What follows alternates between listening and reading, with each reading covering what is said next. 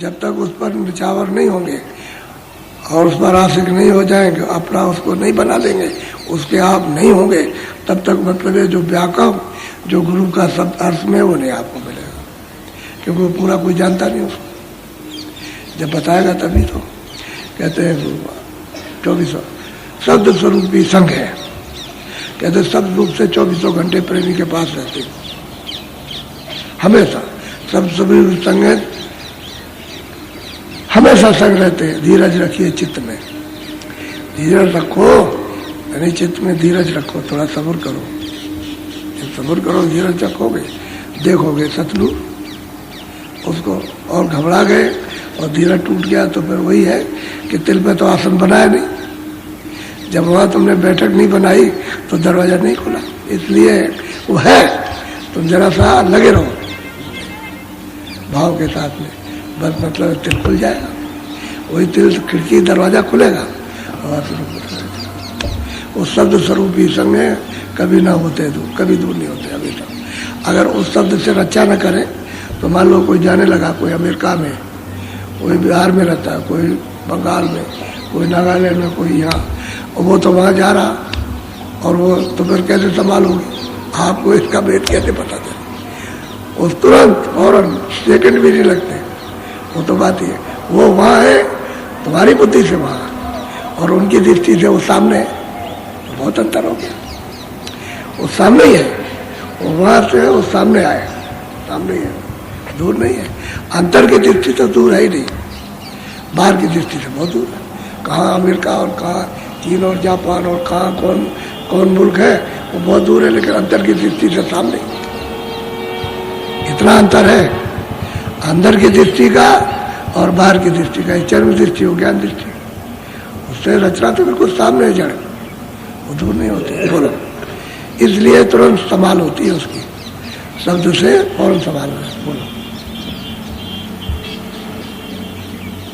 तू भी सूरत स्वरूप है, रहे गुरु की लाल। तो भाई तू भी तो शब्द रूप है, लेकिन जब गुरु की लाल में हो जाए तो शब्द स्वरूप हो जाए। अभी तू अलग थी, शब्द से अलग हो गई थी, इसलिए शब्द रूप नहीं था। और जब शब्द रूप हो जाएगी तो हमेशा तो कहते हैं गुरु की लाल, गुरु की शरण में तू चले जा। कौन? जो ऊपर में है। और कहते हैं कि भाई वो तो कहते हैं कंज गुरु, उसी को कंज भी कहते हैं। कहते हैं कंज गुरु मिले, दर्शन हुए, वो हमको ले गए। देव गुरु से कुछ नहीं बनता, कंज गुरु से बनेगा। जो कंज को प्राप्त कर चुका है, कंज हो चुका, वही कंज गुरु है। और देव गुरु से तो देव गुरु बाहर लगाते थे, इनको देव गुरु कहते हैं। कंज गुरु अंदर भी ले जाएंगे। बड़ा अंतर है, जमीन आसमान का फर्क। ये अंधेरा हो उजाला, तो कहते हैं तेरा भी तो शब्द रूप है।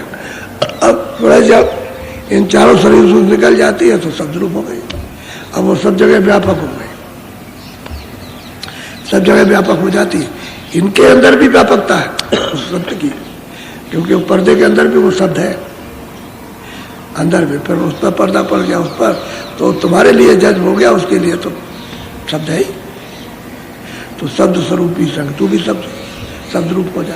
लेकिन कैसे होगी? गुरु की शरण में, लार में, उनके शब्द सुनने से ही शब्द रूप हो जाएगा। बोलो, नैनन में गुरु रूप है, तूने न उघार। कहते भाई नेत्रों से तो दिखाई देगा, तो नेत्र को खोल। उघारने का मतलब है खोलना। कहते नेत्र खोल, और जब नेत्र खुलेगा तो गुरु तुझे दिखाई देगा। नेत्रों में जब तक दृष्टि नहीं खुलती है तब तक वो चेतन प्रकाशमान गुरु रूप दिखाई नहीं देता। दृष्टि खुलेगी सामने ही है। बोलो, सरवन में गुरु शब्द है, सोने गगन पुकार। अब कहते हैं सूरत में तो सतलोक में भी कान थे, सतलोक में भी आंख थी, और सतलोक में भी नाक थी।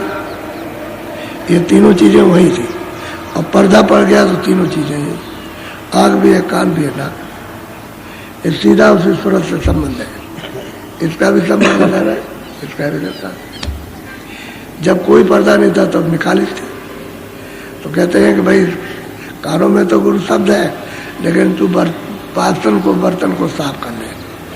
अपना बर्तन साफ कर जिसमें तूने कूड़ा कचरा भर रखा, और वो श्रवण करने से यानी आवाज को सुनने से साफ हो जाएगा, देखने से साफ हो जाएगा, बर्तन साफ हो जाएगा।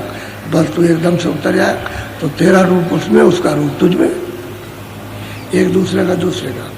तुम उसमें देखो और वो आपको देखे, दोनों का दिखाई देता है। यानी मालिक का रूप सूरत में और सूरत का रूप मालिक में, वो अपना रूप देखेगी, वो मालिक अपना। विचित्र खेल है इसका। अब यह है कि जब ही समझ में आता है जब भजन करो, भजन करो तब ध्यान हो भजन। जब करो तो तीनों चीजें गोपनीय, सुमरन और ध्यान और भजन, ये तीनों चीजें अंदर की गांठ में। सुमरन भी करो सूरत से, और सूरत से ध्यान भी करो, और सूरत से भजन भी करो।